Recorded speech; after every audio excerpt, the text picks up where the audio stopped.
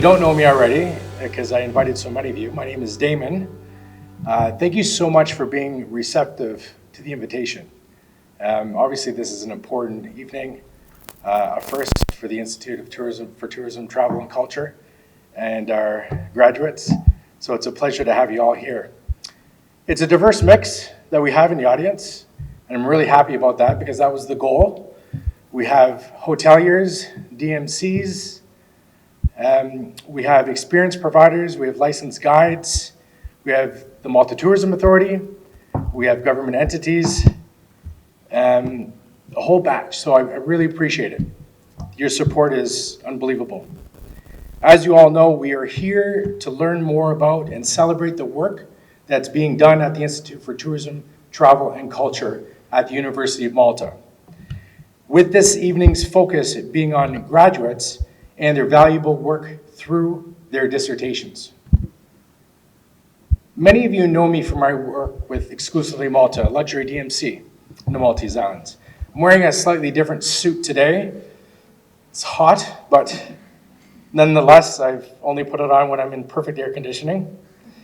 I'm the founder of Touchpoint Precision, a consultancy specializing in the hotel guest experience and guest engagement in particular. We determine the strength of a hotel's brand, its brand narrative, across all relevant touch points in the guest journey. So everything from pre to post. So even before they're thinking about staying in a hotel until after they leave the country. The ultimate goal is heightened guest satisfaction, increased loyalty, and ultimately profits for the hotel. And one of my favorite quotes that encapsulates what I do is, "Attention to detail is the art of seduction." I became involved with the Institute when Dr. Dane Monroe asked me to come up with some research questions about luxury travel that should be studied by students at the Institute within the Honors Bachelor of Tourism Studies program. I then asked for a snapshot of the other topics that existed, and I had an opportunity not only to look at the topics of that year, but also previous years. And what I ended up finding was all this amazing information that was there and studied and researched. And my big question was, so okay, all this great work is being done. What happens then? What happens next? Is it disseminated to the industry, the authorities? And unfortunately, not too much was being done. And that's no slight against the university. That led to further discussions with Dr. Monroe and Dr. Avellino, who's the director of the Institute, which has culminated in the creation of these events to showcase the valuable research that's being done by students, graduates, and faculty, and ultimately working towards bridging the gap between academia and our industry. We will be further working on an online medium to broadcast research summaries and conclusions, as well as an industry paper. Our intention is to include the industry in this process. So that means all of you. You're not meant to be a passive audience. You may think you're here for that reason, but this only works when you engage, when you both engage. And this, in identifying the needs and to see where we can support each other, ultimately. I want to thank our sponsors for this evening, and there's a few of them. Without their assistance, this wouldn't have happened. The first I'd like to thank is Malta Rural Tours, and it's an entity that highlights Malta's and Gozo's rural communities through authentic and cultural experiences. We have Christian Borch from Malta Rural Tours, so thank you for being here. We have the Malta International Airport, wonderful generosity in supporting the event, so we thank them very much. I don't think we have a representative here tonight, but we'll thank them on your behalf.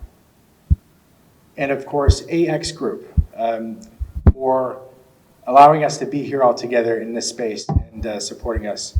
And they look forward to supporting this initiative as well through other events. So first of all, I'd like to wish a very warm welcome to our guests and also to our students.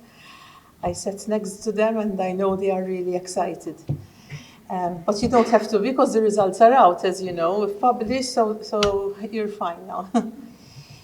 I'd like to give a bit of background to what was said by Damon and probably by what Dane is going to be presenting. The Institute for Tourism, Travel and Culture started off just, it wasn't an institute at all, we just provided one study unit about tourism studies. That's all we had, one study unit.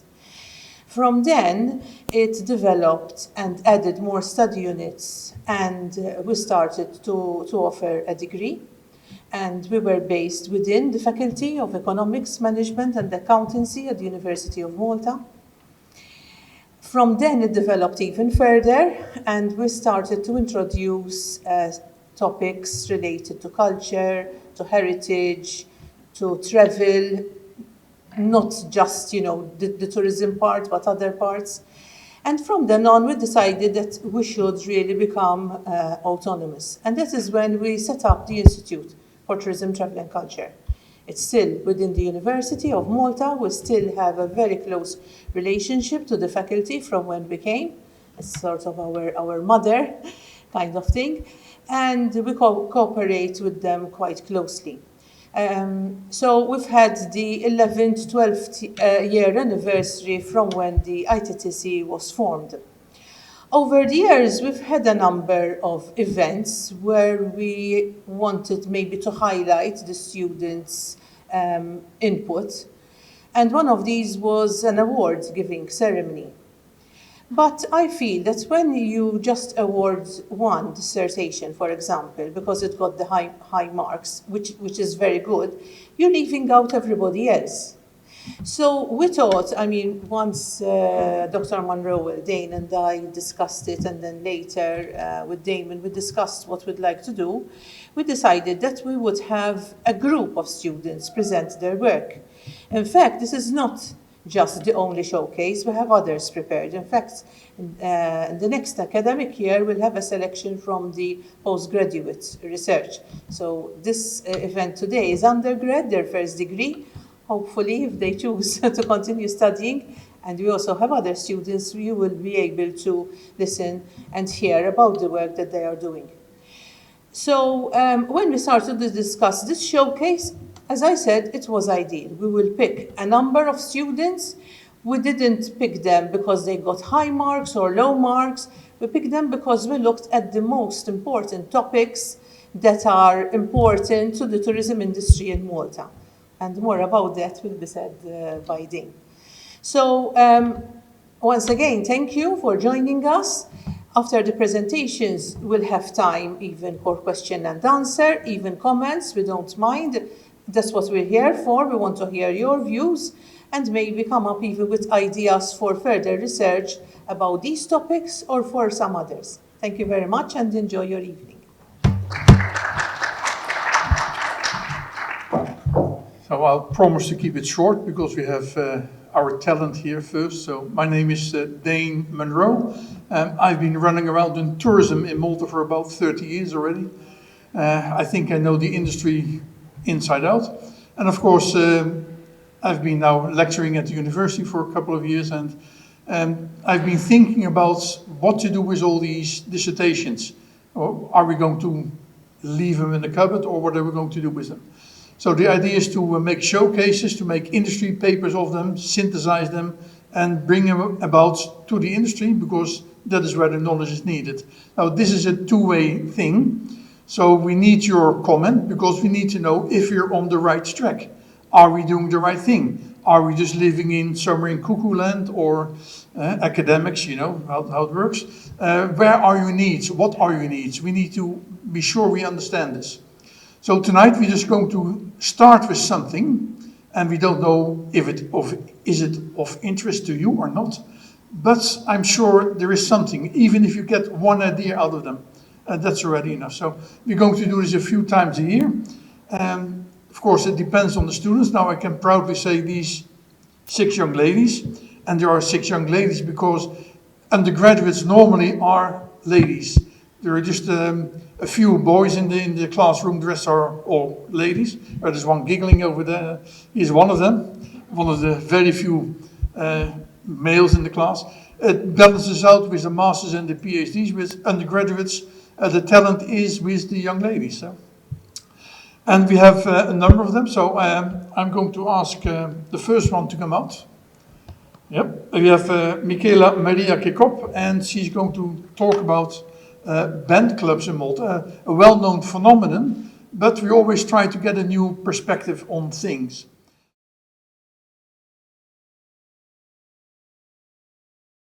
Hello everyone, thank you all for coming today.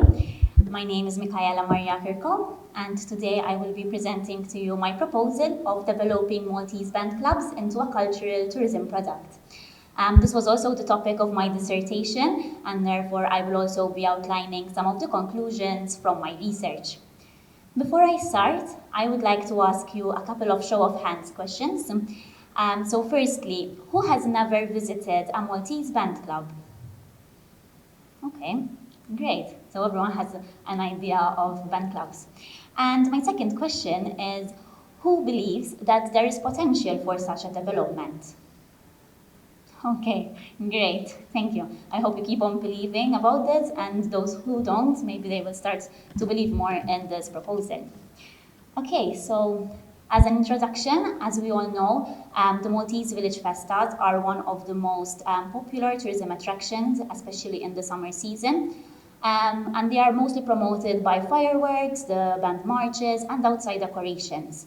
However, the band clubs, which are an important part of these festas, we rarely see them in the images, and they are rarely promoted. And I believe that tourists are missing on an important, significant part of the tradition of the Maltese village festas. There is a rich historical link between the band clubs and the Maltese festas. So the band clubs were officially formed in the 1850s and the 1860s, firstly, and they contributed to the transformation of the Maltese village festas into more of a community affair. In fact, the reason behind the formation of the band clubs was to serve as social meeting places and also to teach music and share the cultural music around Malta and Gozo. Also, over the years, due to the increase in devotion towards the Holy Mary and also St. Joseph, rival band clubs were formed in the same localities.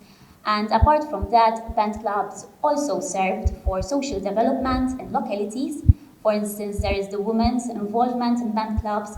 There is also the role of band clubs in the Second World War, and also their involvement in social movements and changes, such as the 7 Giugno uprising. All of this highlights the rich heritage that most of the Maltese band clubs have, which unfortunately is not part of the tourism sector of Malta. Therefore, my proposal is of enhancing the awareness and knowledge of these cultural heritage places with both locals and also tourists. And therefore, I will be giving some of the suggestions how these can be achieved. So firstly, destination management companies can opt to take visitors to band clubs where they can see exhibitions, and there will be a well-informed person to also showcase what is on exhibition and explain things better. Also, there can be hands-on activities, for instance, the making of the ledna, which is a very popular street decoration, and also musical workshops or the process of some of the street decorations, and also art galleries, for instance. Such activities can also be organized for individual tourists, and also there can be organized exclusive tourism.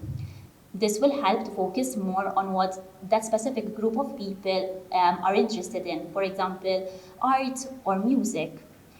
Another way to attract tourists is by having tours. For example, here, I chose a few places from Nashar, and I included both band clubs of Nashar. Why did I include both the band clubs? I think this is necessary so that the people visiting will experience the different identities of both band clubs and the different history of both band clubs. Therefore, they will understand why there are two band clubs in a locality and understand better the tradition of the Maltese village festa. These activities can be used by hotels to promote more what is authentic to the Maltese islands, what tourists can come to Malta and see, something new and something authentic. And this is something which can be promoted all year round, not just in the summer season, because band clubs organize as well other extensions to the Maltese Village Festa, including Christmas celebrations, Carnival, and also the Holy Week. Moreover, event companies can opt to organize events in band clubs, obviously in those band clubs that have the appropriate facilities and spaces. Such activities can be conferences, meetings, and other events. In such cases, one can also collaborate with boutique hotels in the same locality where guests will be staying in the hotel, and then they will be going for the events in the band club. Also, event companies can collaborate with band clubs to organize winter festivals, and this will increase the potential of tourists to come and see something else during the winter season. Should all these private entities collaborate with band clubs, such activities that band clubs organize will be more promoted and marketed, and there will be potential for more visitors to visit.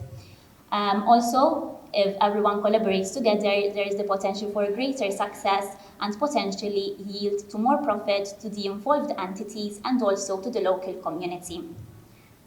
Other potentials of such a proposal are that people will have an authentic experience, and also it is suggested to have small groups of people so that one can focus on their special interests, which will enhance their experience.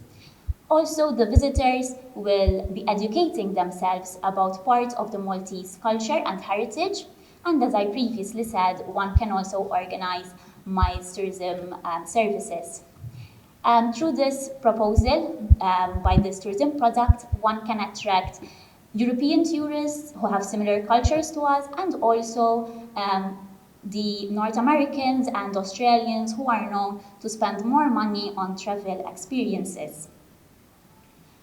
My main output of the dissertation was a set of guidelines for band clubs. As I mentioned, it is essential for band clubs to have the support of the private entities, and therefore such guidelines should be followed by both the band clubs and the private sector when they are collaborating together.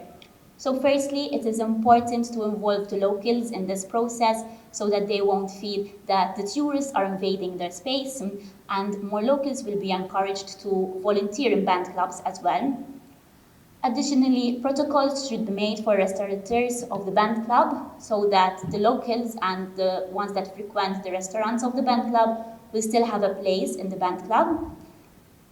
And also educate and encourage locals, especially the youths, so that they are well informed and they can offer great hospitality services to the visitors. The band clubs should keep on searching for local and European funds and apply for these funds to enhance their services and facilities. And lastly, a schedule is imperative so that the destination management companies and tour operators will know when such services will be happening, also the individual tourists. Additionally, it was recommended to have such services 2 or 3 times a week so that it will not interfere with the daily routine of the band club, and also the weekend visitors and also non-weekend visitors will have the chance to visit the band club. On that note, I conclude my presentation. Thank you very much for your attention, and if you have any questions, please let me know. Yes. So the next person to be giving the presentation is Maria Cassar, and she's going to do something about the push and pull factors of 5-star hotels. Good evening, everybody, and I thank you for coming to this event to hear our ideas. My name is Maria Cassar, and I just concluded my studies as a tourism studies. Throughout these 3 years of studying tourism, I have gained a lot of interest towards the hospitality industry. I have gained a lot of interest in hotels through a 5-month working experience, and I was shown different departments which allowed me to gain a lot of knowledge and curiosity, which nowadays this led me to my research today that I'm going to present to you today. And now I just gave you a brief introduction about myself, and I wish to get a little bit from you. Who here works in the luxury tourism industry? Please raise your hands. I see quite a number of you. Hopefully the points I'm going to highlight today, we can further discuss them later on. So, to give you an idea, I did my study on the comparison of the push and pull factors generated by facilities and amenities in five-star hotels. I focused my study on the supply side of five-star hotels, and this allowed me to gain a lot of understandings how the companies aims to reach their customers by trusting them to choose their accommodation. And the theory of the push and pull allowed me to gain an understanding of the internal and external activities that occur in five-star hotels. A brief introduction about the theory itself. So, these two concepts, the push factors, basically they are the desires that a person generates, or as the intrinsic motivators. To give you an example, the need to escape, relaxation, adventure, and so on. And through my research, I asked in what ways does Malta satisfy those intrinsic motivators? And do hotels' products support them? Pull factors, on the other hand, these are the destination-generated forces and also the knowledge that tourists have upon a destination. With regards to my research, I highlighted many pull factors such as the marketing strategies of a hotel, how they market their research, how they market their products and services in order to reach their target audience. Furthermore, the location, the hotel value, what makes it value for money, and also sustainability. This is a very complex subject. However, all of them, they lead to the customer decision-making process, basically, when they choose an accommodation. Okay. I will now speak about types of guests that stay at five-star hotels. Hotels can strengthen their respective pull factors by doing more in-depth research about guest targeting when developing their guest personas. In the luxury industry, hotels meet many different tourists who have different expectations, and therefore, to attract and retain them, hoteliers must understand what guests they must anticipate, what their expectations will be. To give you an example, for example, business travelers to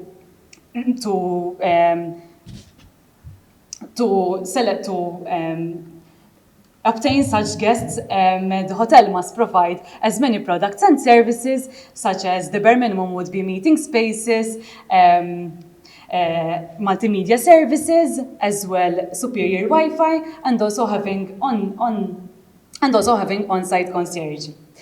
Also, five-star services cater for the ultra luxury clients, where the level of comfort and service needs to be at its highest level.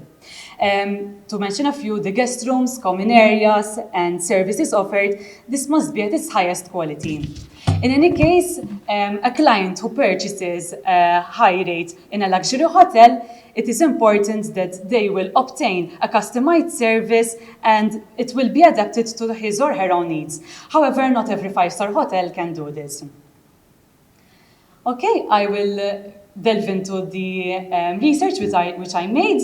I will speak about the push factors. May I remind you, these are the desires that guests want to experience. So, according to the interviewees which I met up with, one of the most important and strongest facilities is the restaurant facilities. For example, Michelin star restaurants is acknowledged to give more value to their hotel. Also, themed cuisines, catering different restaurants, it is important to host, for example, different events and also to meet the needs for different cultures.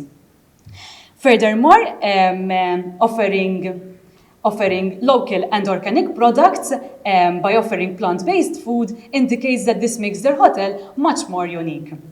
Going into the events facilities, most five-star hotels have well-equipped events facilities to cater mostly for the corporate guests. For example, in many cases, hotels offer SSID networks where they provide separate Wi-Fi services to guarantee connectiveness during any events or meetings. Spa and Wellness, this is a very famous facility which guarantees guest satisfaction. It is regarded that, in specific to a hotel, wellness products is delivered by offering massages in their guest rooms, and this enhances their experience at their hotel. Reception, this was mentioned by most of the interviewees. It is a very important feature, especially the check-in. However, I would like to challenge this because every five-star hotel offers this service. However, no one came to specific to suggest how they do it better from other hotels. Moving on to the guest rooms, this is a very crucial facility. Basically, this is part of the whole stay of an accommodation.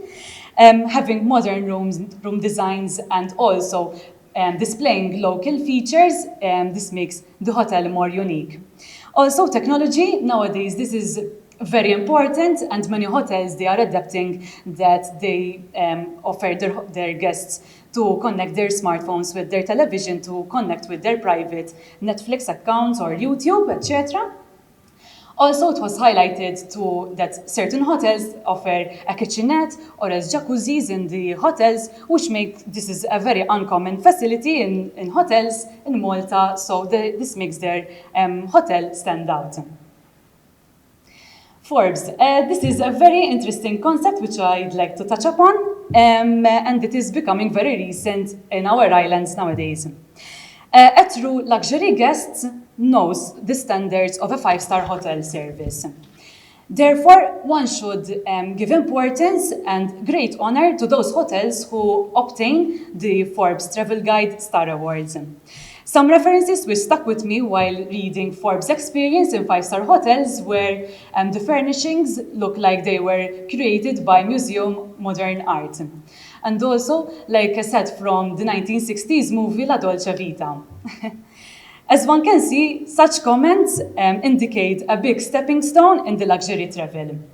It is a building block for those hotels, for those luxury hotels who want to be presented out there, and also what type of hotel they want to stand out as, in order to keep attracting new customers and also retain repeated guests.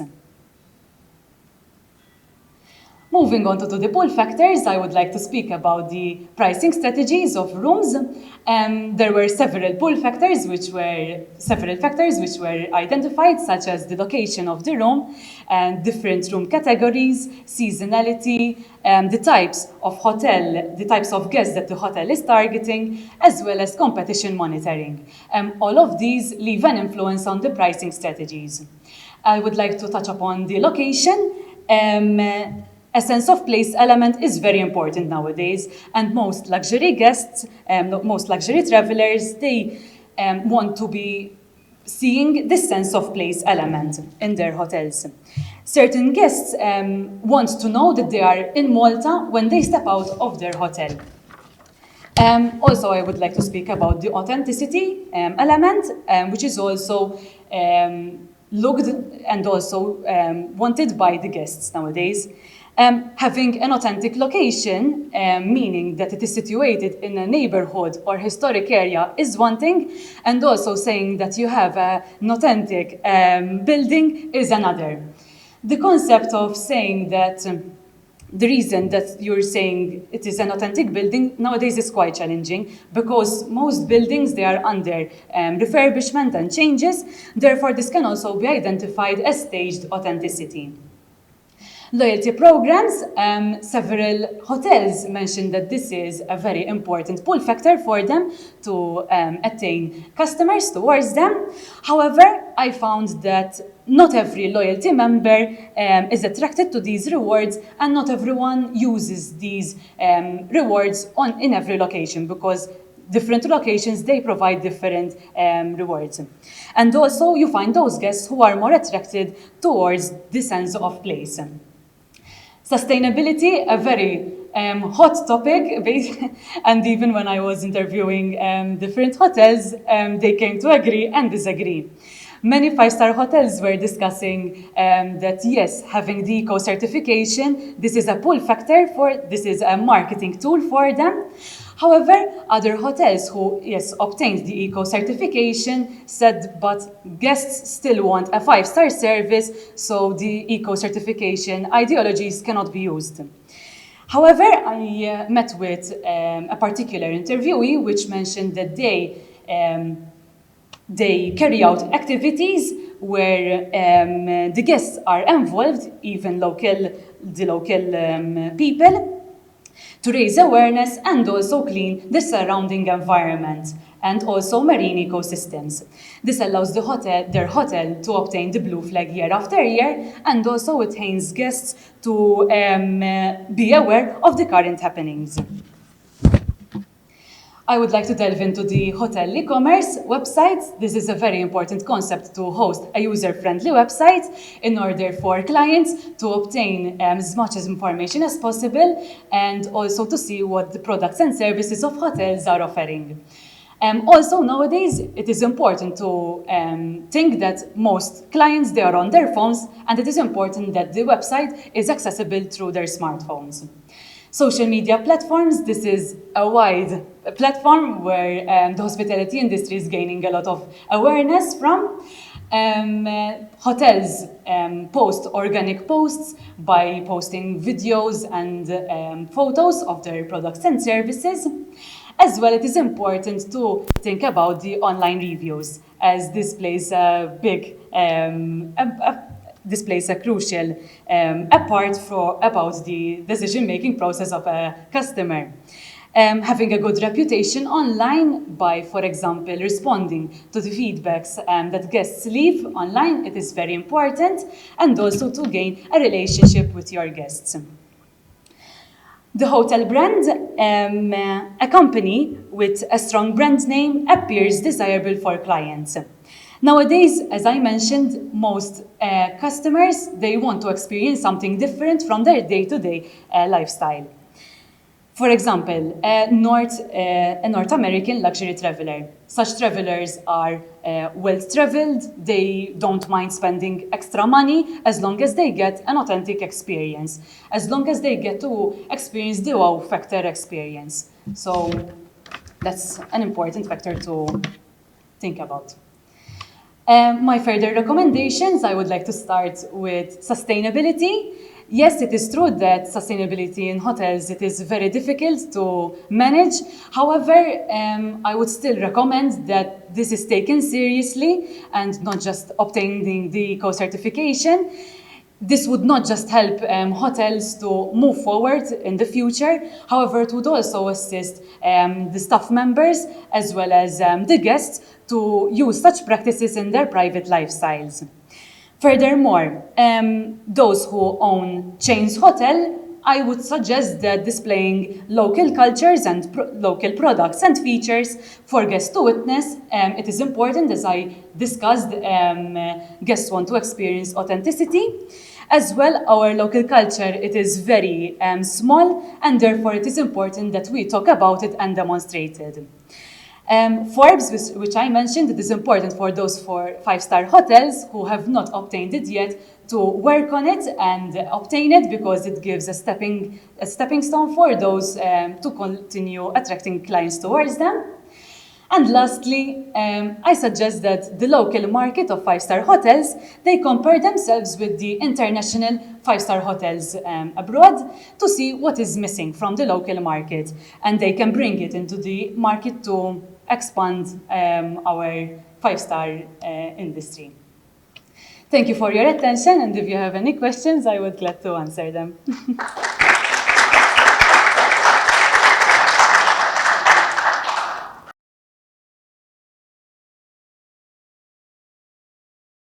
So good afternoon, everyone, and thank you for taking your time in coming to this event.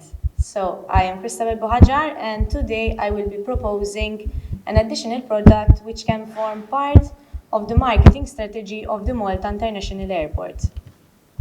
So, as everyone knows, airports are the place where tourists create the initial and final impression of a country or a city.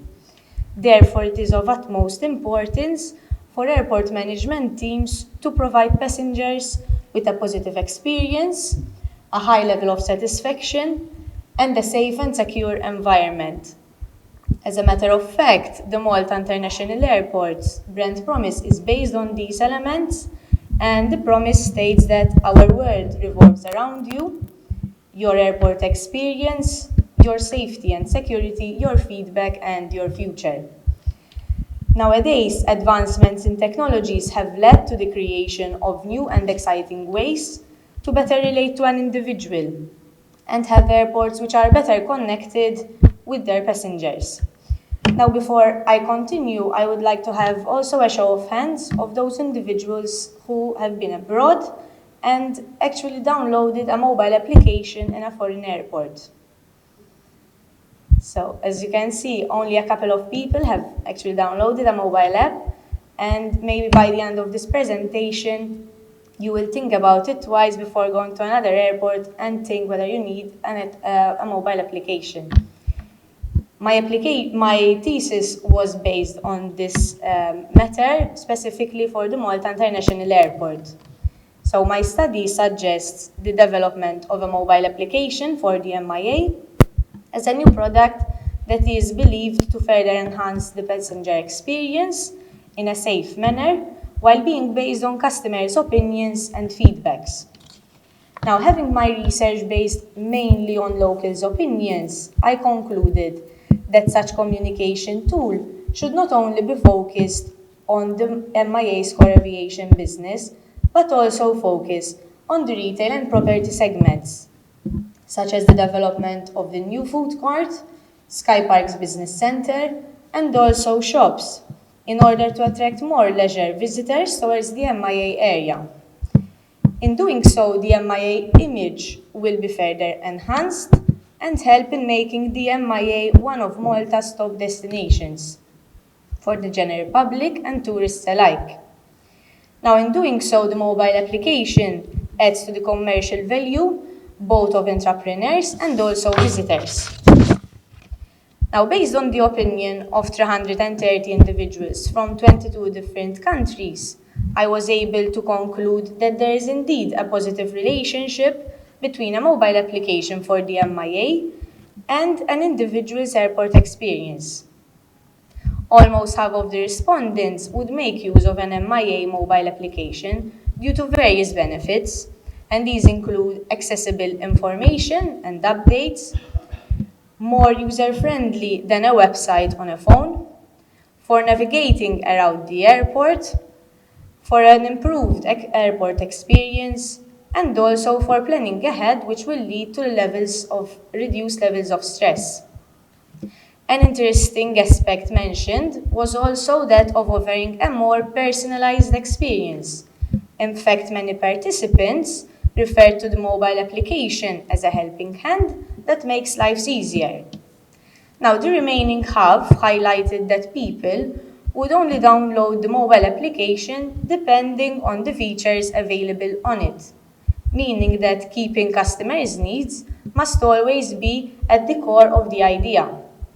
It also means that the application should include extra important aspects, not just about the airport, but also to include other aspects to increase the chance for the general public to download the application. Hence, should this application be rolled out, good marketing needs to emphasize and explain the different services and aspects covered by the application to be able to reach not only airport visitors but the general population at large. Suggested spaces for advertisements include posters in the airport itself, on social media, and also maybe on airlines through the use of a QR code to encourage individuals to download such app. I personally also suggest implementing a feedback section in the mobile application in order for the airport management team to continue on improving the product while providing individuals with a better airport experience through the co-creation process where customers and companies can work together. According to multiple academics, once a company exceeds customer expectations, customer satisfaction would be reached, making meeting customers' expectations highly important. Through the use of a survey, I was able to understand and question participants about the main features that are expected by customers at an airport and on the mobile application for a better positive experience. Now, obviously, being an airport, the most popular answer was that of flight information and live updates, followed by shops, food court, and signage around the airport. The options for a live chat and discounts were both chosen by the same number of participants, while other respondents included updates about traffic situations and roads leading to the airport, especially now that a major project is taking place in the surrounding area of the airport. Also, the option for booking taxis or information about the transfer system was mentioned multiple times. Moreover, an interesting response consisted of a local suggesting that the app should be an extension of the Visit Malta Plus mobile application, where information about sites to visit Malta are already in place. Therefore, in case of developing a mobile application for the Malta International Airport, it would be ideal that these elements would be incorporated in the app to truly address the needs of customers and provide customers all the information needed at the palm of their hands. Another important aspect to consider is the importance of airport wayfinding.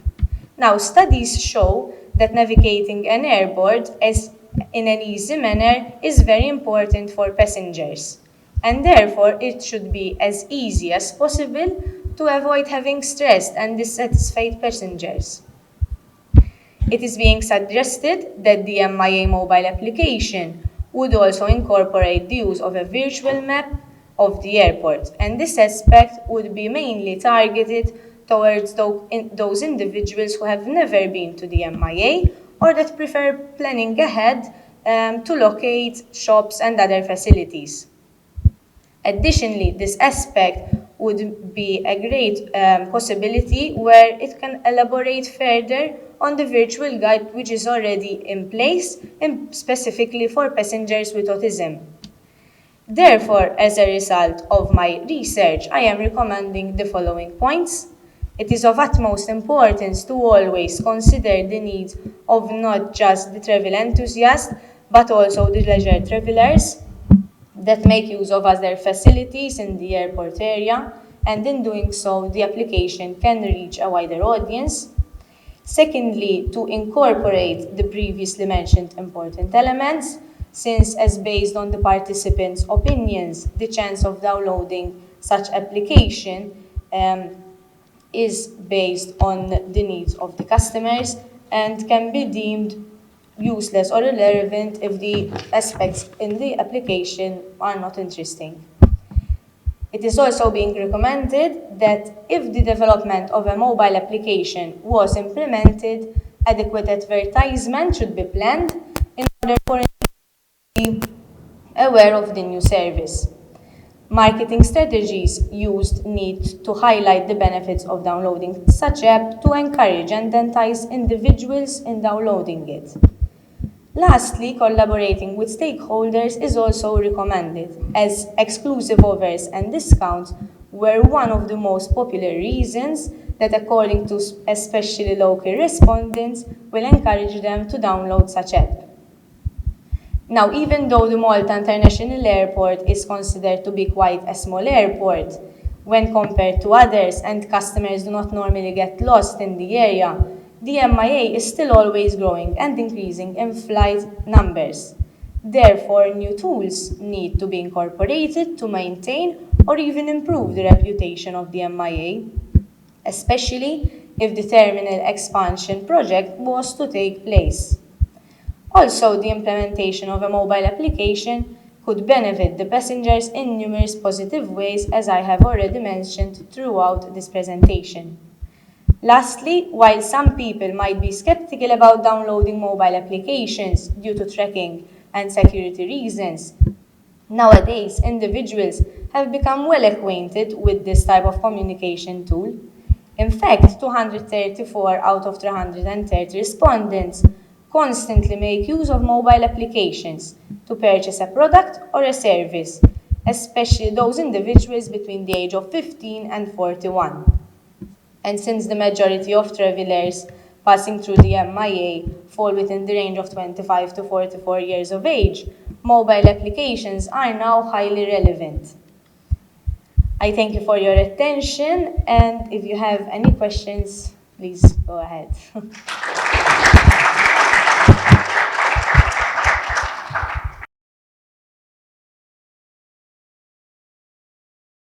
So thank you all for attending today. So just as a disclaimer, this presentation might make you feel hungry. So my name is Alessia Camilleri, and this year I just submitted my thesis with regards to gastronomy and destination branding. So my title is Malta and Destination Branding, is Gastronomy Tourism being implemented enough? However, today I will focus on why should we actually invest in gastronomy tourism. So when conducting my research, I noticed that in a span of a year, there was further improvements in gastronomy tourism. However, there is a lot of improvements that can be done in order to reach the potential of this market. So throughout this presentation, I will be speaking about some recommendations for the industry, the benefits of investing in gastronomy tourism, the importance of authenticity and experience, and lastly, our key target audience. So the promotion of gastronomy in Malta took an important step during the pandemic. Gastronomy was used as a way of keeping in contact with potential travelers to Malta. Moreover, influencers and journalists were invited to taste the local cuisine, as food was beginning to consider as an interesting subject to engage with the public. And with regards to the situation, recent successes like Michelin has certainly helped in putting Malta on the culinary map. Also, taste history and gastronomic events are certainly attracting more gastro enthusiasts to Malta. However, I believe that due to the lack of branding, not everyone is aware of such events which take place. For example, the Amar Lasel event in Hal Safi, which focused on products using local honey. From my personal experience, because I was working there, only the local people visited and there were only a few tourists. And also the Munshar Fireworks and Gastronomy Festival, I saw an advertisement on TV. However, when it came to researching about it for the event online, it was a lengthy process. So moving on to why should we invest in this niche market? First of all, it is an all year round investment. I believe that Malta is focusing on selling the sun and sea image when it's only valid for the summer period. Secondly, gastronomy brings about cooperation and coordination between farmers, retailers, government, consumers, local authorities, and local citizens. In the case of Malta, I believe that there is a lack of collaboration. This may be due to the fear of competition and also the lack of coordinations in some events, unfortunately. Moreover, collaboration across the value chain will allow the food sector to offer innovative solutions, and consumers will also have the chance to play a bigger role in the way food is sourced, produced, processed, distributed, and consumed through co-creation. So local identity.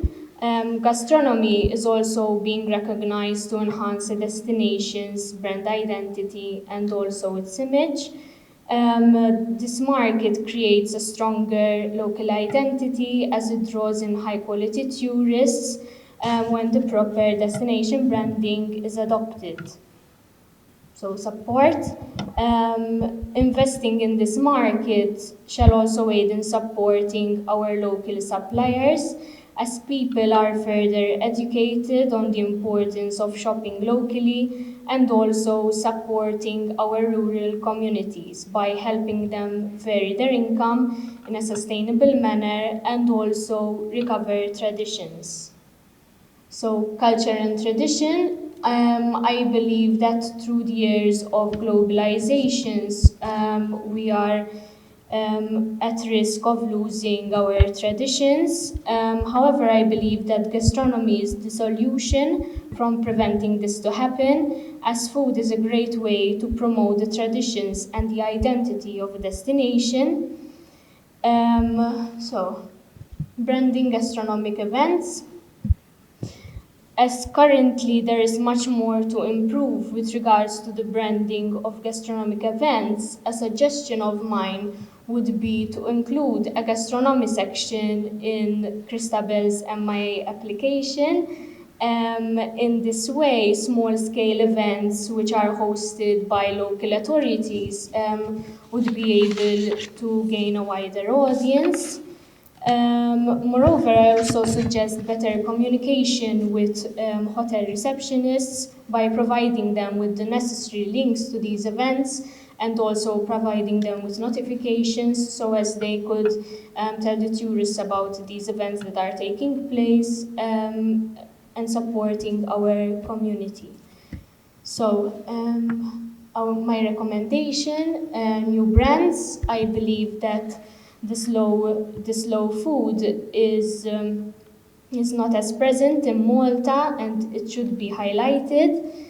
Slow food believes that by understanding where our food comes from, how it was produced and by whom, adults and children can learn how to combine pleasure and responsibility in daily choices and appreciate the cultural and social importance of food.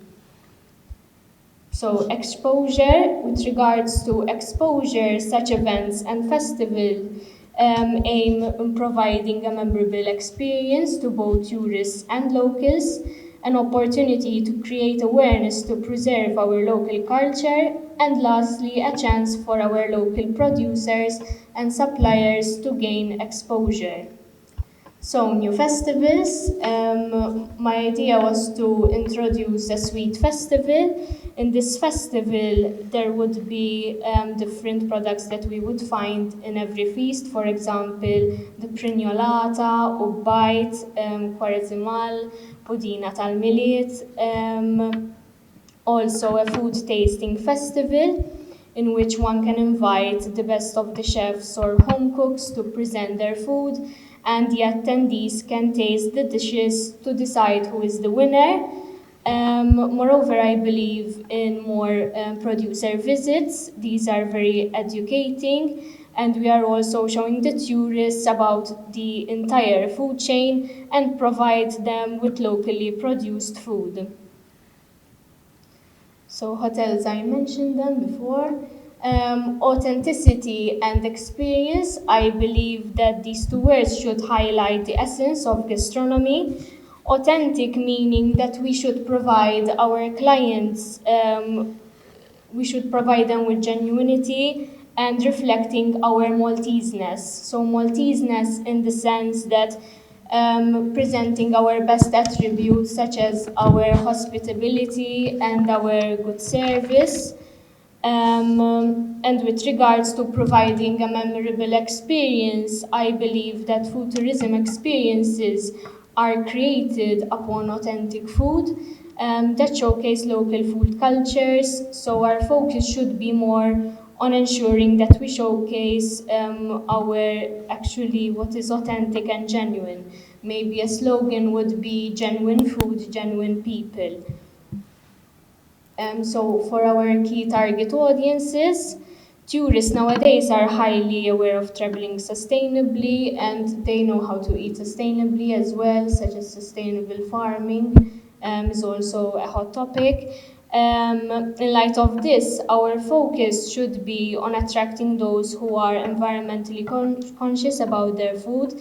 There is a growing interest in the younger generations on such a topic. And moreover, we should be attracting those who have a disposable income, for example, through the use of private and specialized tours, maybe a romantic dinner dining experience on a lotso. So that was my presentation. Thank you for your attention. If you have any questions, please let me know.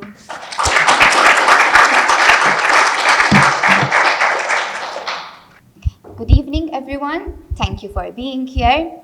My name is Kylie, and I will be sharing with you valuable insights about Generation Z, my generation, the generation who is key to travel recovery.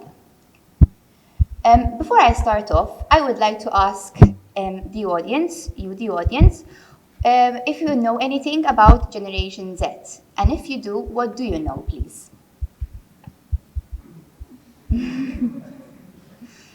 Okay.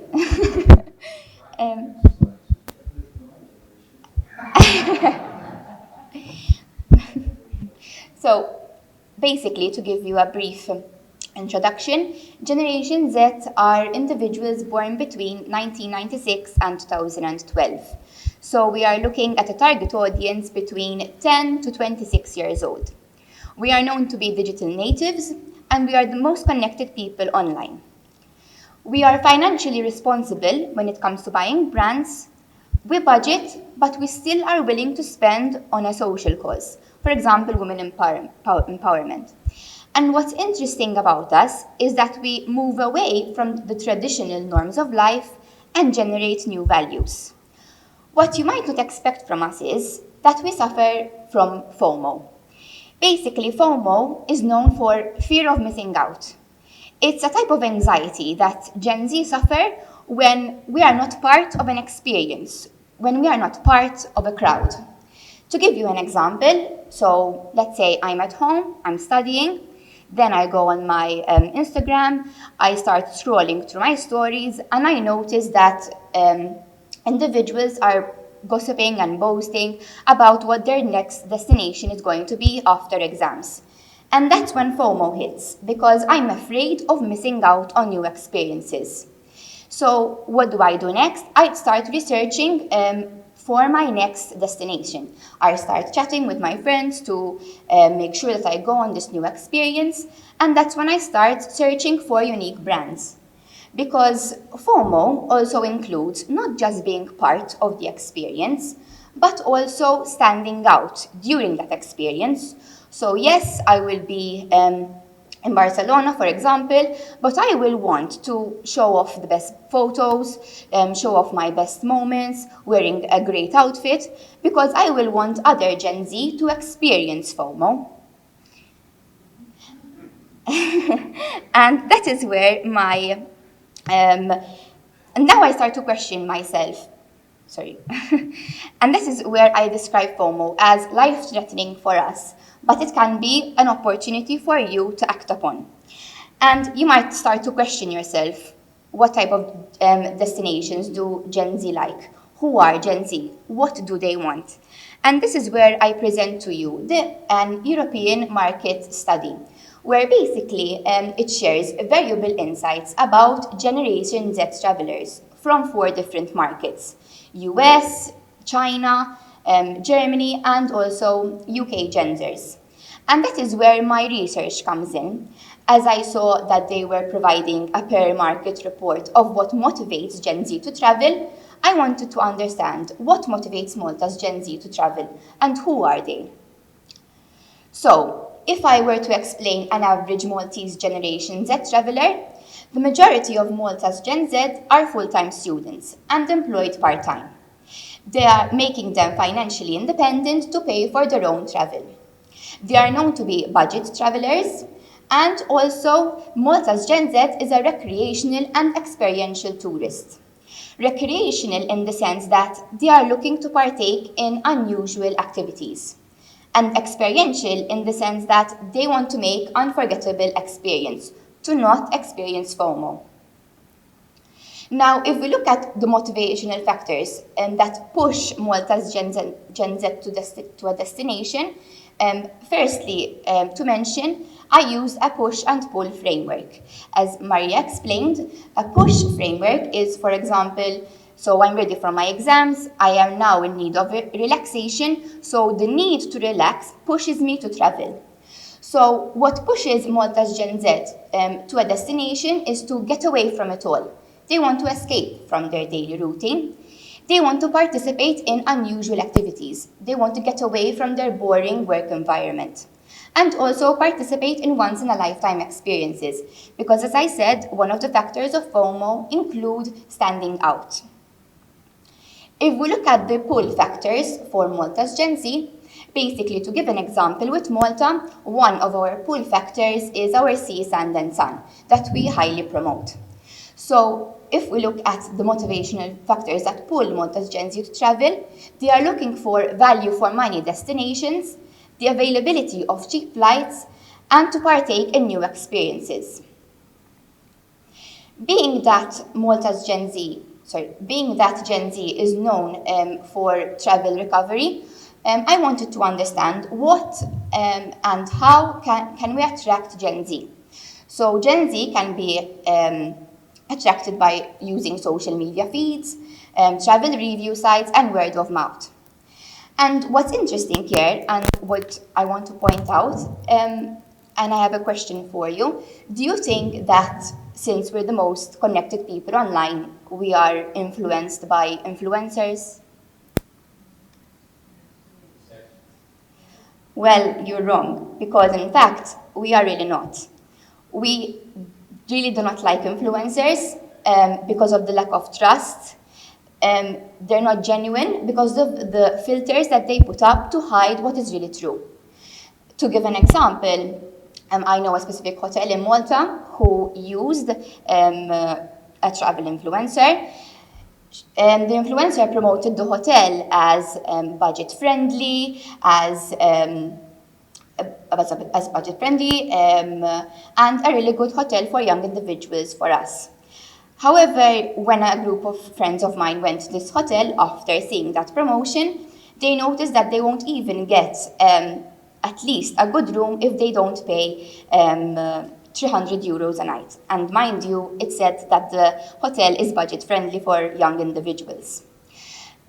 So I do encourage you that instead of using influencers, you should use Gen Z. Because as I said, with FOMO, we influence each other. So use Gen Z in your next marketing strategy and you won't be upset.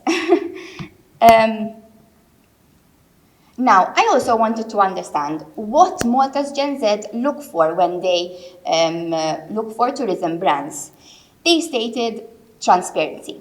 We want the real deal. We want to know that if a destination is crowded, is not, it's full of people and noisy, we want to know that. To give an example here is our beloved Comino. We market Comino as, yes, the sea, sand and sun, how peaceful and quiet, but when you really get there, it's filled with people, sunbeds, and it's a real problem. Next, off-the-beaten destinations. I take Malta as an example as well. Why do we always market Valletta, Mdina, and Sliema as our tourist hotspots? Shouldn't we market Senglia, for example, Marsa Scala, and Rabat? I think they also have potential in showing off their history and location. Also, personalized experiences. Why do we take large groups to Valletta? Why do we always market Valletta as the only historical place in Malta? We should move away from that and take Malta as a niche market. I've also read Malta's tourism strategy, and they are thinking of getting the tourist numbers from previous levels. And that's not great, because we need to really step aside from just promoting Malta as the sea, sand and sun, and look at it in a cultural heritage way, gastronomy, as Alessia said, use Maltese band clubs, and that is where Maltese Gen Z come to play, because they can promote these stuff. They can attract other Gen Z to come to Malta. Also, I do suggest that in your next marketing strategy, which will hopefully include Gen Z, you use video marketing. Video marketing is the next new thing to attract Gen Z. We don't like a whole advertising video. We actually just go on TikTok, for example, search what to do in Venice, and the whole itinerary comes up. And video. Why video? Because it's genuine. We are seeing stuff, not an image that has a lot of filters. So basically, to conclude on this point, this is the generation that will make your brand go viral. This is the generation who prefers 30-second clips than a whole advertising video. And this is the generation that will open your eyes to new ways of marketing. This is Generation Z. Thank you.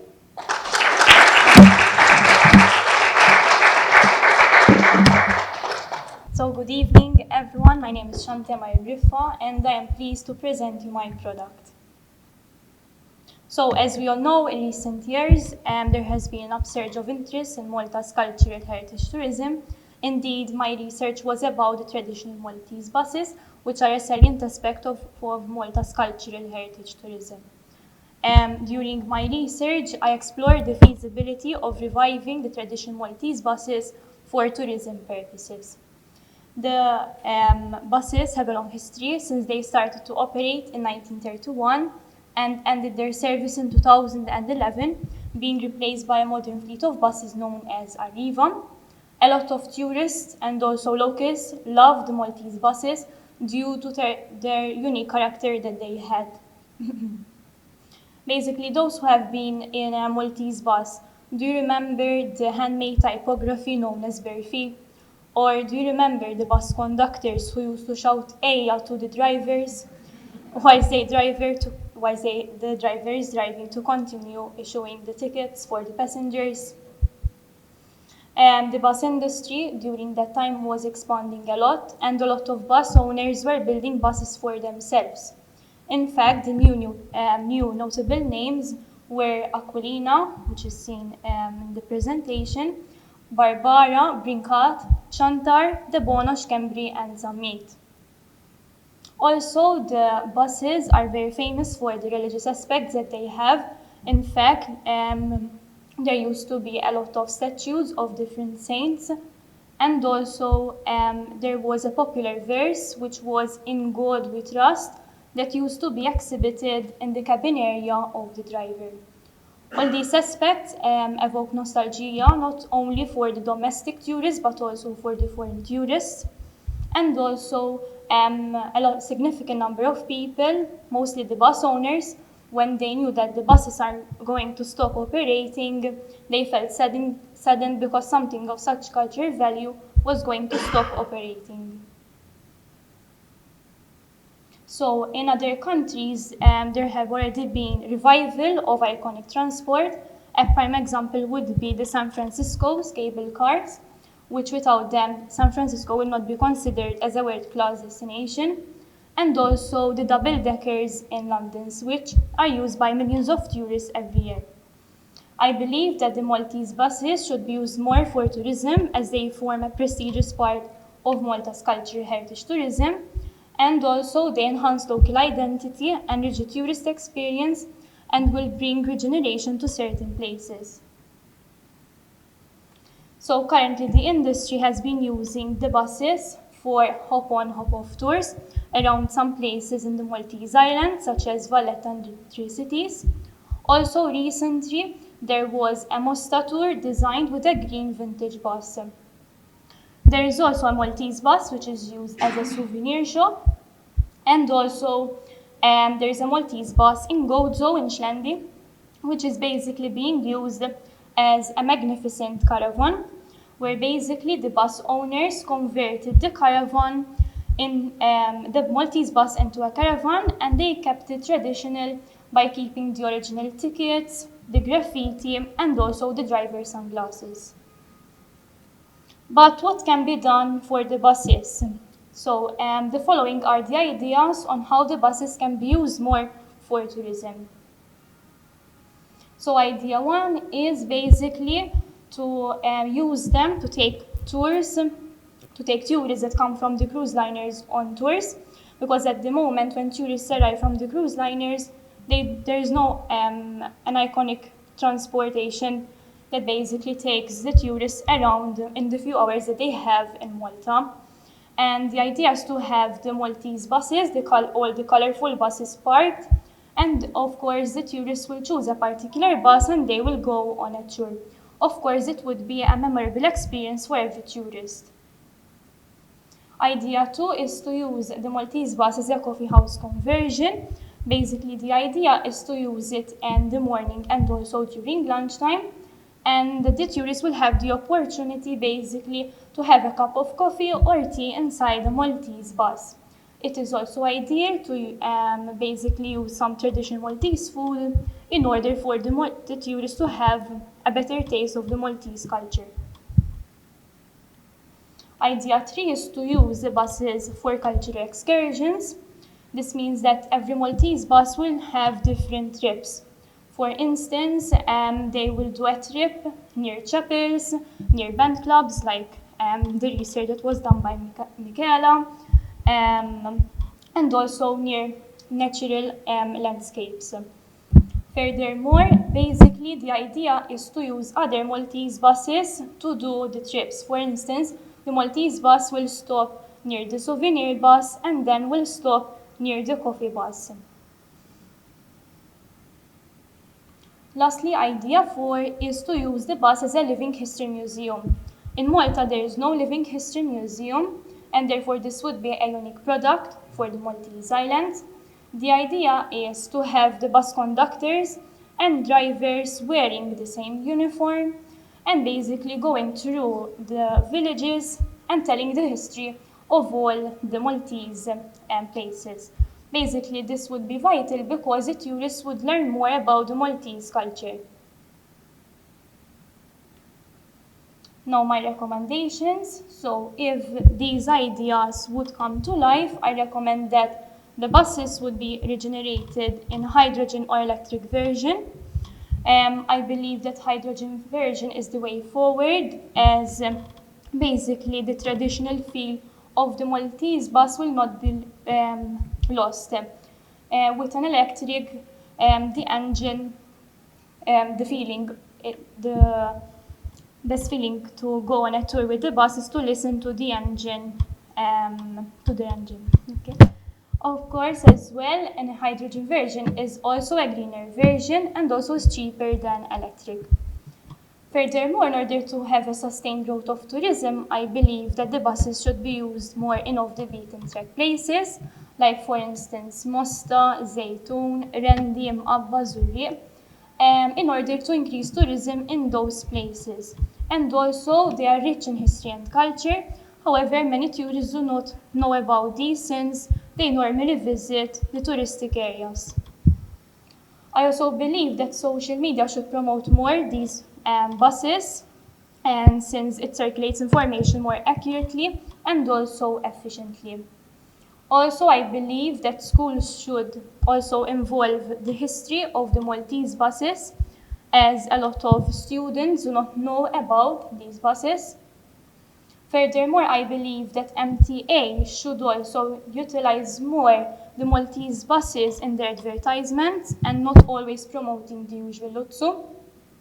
And also further research should be done on the history and craftsmanship that embellish the Maltese buses, such as the chrome grills, the perfil, the religious niche, and inscription.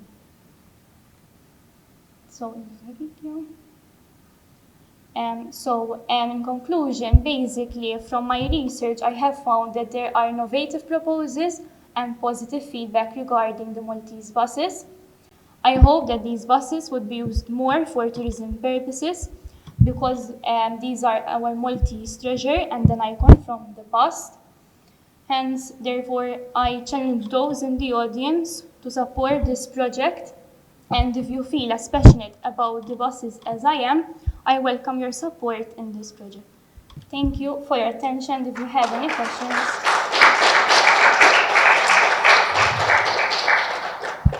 I've been quiet here at the front listening to what our students had to say, and I join Noel here and also Dane and a number of our visiting lecturers as well in congratulating the students. I'm not going to comment about what they researched because you asked them questions and during networking you'll have time to speak to them. But this is a very special group, not because you're here, I'm telling you.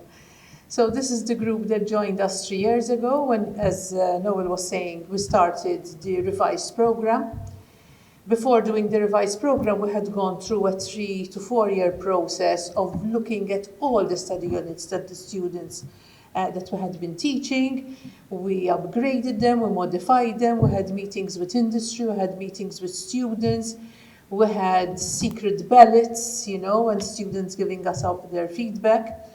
And in the end, we came up with this revised program.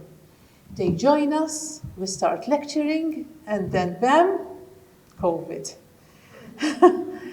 A few of them were already really motivated because they had also enrolled to join a new funded program. They were going abroad, they were going to go on exchanges, and notwithstanding COVID, notwithstanding all the, let's learn how to use Zoom, we had to do it, you had to do it. They continued even working on the projects that they had embarked on. And the presentations that they gave at the end of those semesters were amazing. They went, I think, I don't say out of their comfort zone, but I'm remembering you had the one about the Santa Lucia Chinese garden. I still remember that. We had something about Valletta. We had, amazing things that no other students had presented before. And today, you've done it, we've done the same thing. Brilliant ideas. You all have to bear in mind that, maybe you're not involved with university, is that they have a restricted amount of word count. They have to keep to it. They had a time frame. They couldn't go out and carry out interviews as much as they would have liked to, again, because of restrictions. Or if they wanted to speak to tourists, they couldn't get data from tourists. So what do? They looked at the locals, they carried out the research in a roundabout manner, and they still got there. So well done, very proud of you.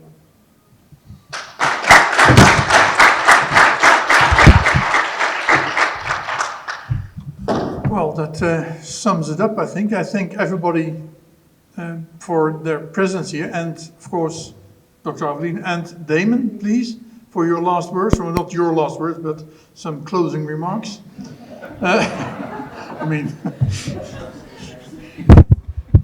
Something to do about a bar.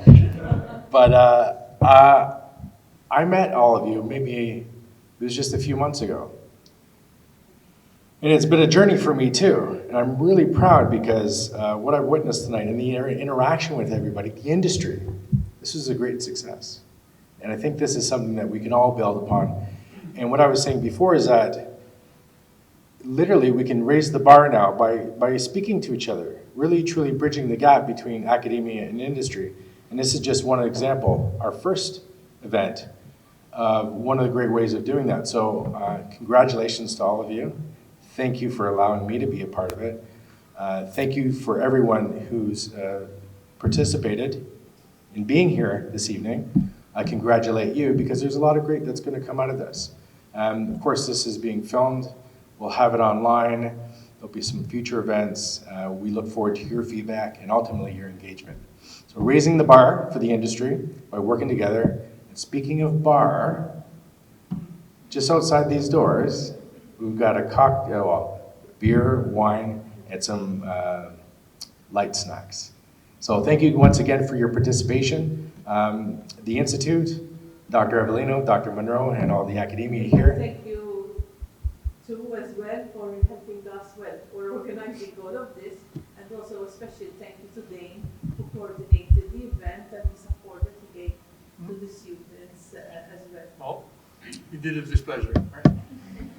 There must be passion. It's a great cornerstone to build upon. So thank you all, and I enjoy seeing you up for some chat.